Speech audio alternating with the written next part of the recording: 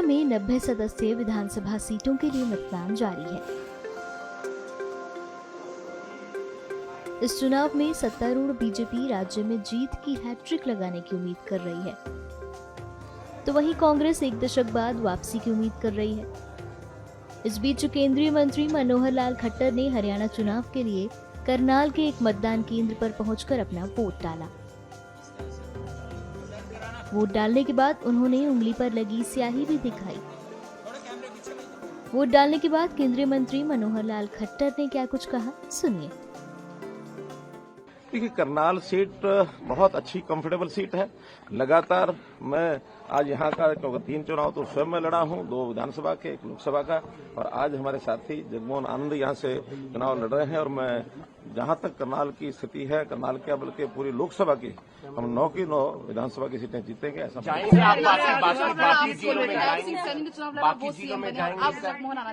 बाकी जिलों में देखिए, जगमोहन आनंद हमारे बहुत अच्छे कार्यकर्ता हैं और जरूर उनको उचित योग्य स्थान कांग्रेस की आश्वस्ता का कांग्रेस के घर में जितनी निराशा है, जितना उनके यहाँ अफरा तफरी मची हुई है, उसका आपको पता है कि नहीं पता, मुझे पूरा पता है। पूरी अफरा तफरी मची है, निराशा। आप कोशिश कर रहे थे हुड्डा जी के बीच में जो तनाव है, लेकिन वो कह रहे कि फिलहाल ऐसा कुछ भी नहीं है। मैं कहता हूँ वो तो आपने भी सुन लिया, मैंने भी सुन लिया। जो उनका तनाव है वो जगजाहिर है, जो बाहर आता है, और इसका मैसेज केवल 2 नेताओं का नहीं है, जनता में भी उसका मैसेज है। जनता में भी बहुत बड़ी निराशा कांग्रेस को लेकर के बनी हुई है।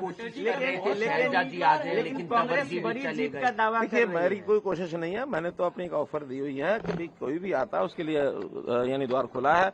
और भाई, जहां तक अशोक तंवर का विषय है, अब ये आयाराम गयाराम की जो लोकोक्ति है वो उन्होंने हालांकि बहुत समय से रुकी हुई थी, उन्होंने इसको फिर उजागर किया है। और ये जो कुछ किया है, इसके पीछे की कहानी क्या है, अनुमान लगाए जा सकते हैं, कुछ निश्चित नहीं कहा जा सकता।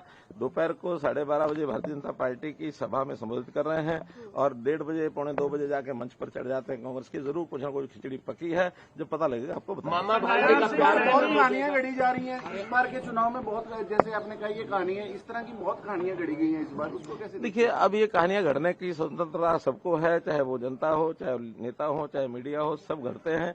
और ये कोई नई बात नहीं है। हाँ, जनता के मन में क्या है ये बात सब जानते हैं, आप जानते हैं, हम जानते हैं, जनता भी जानती है।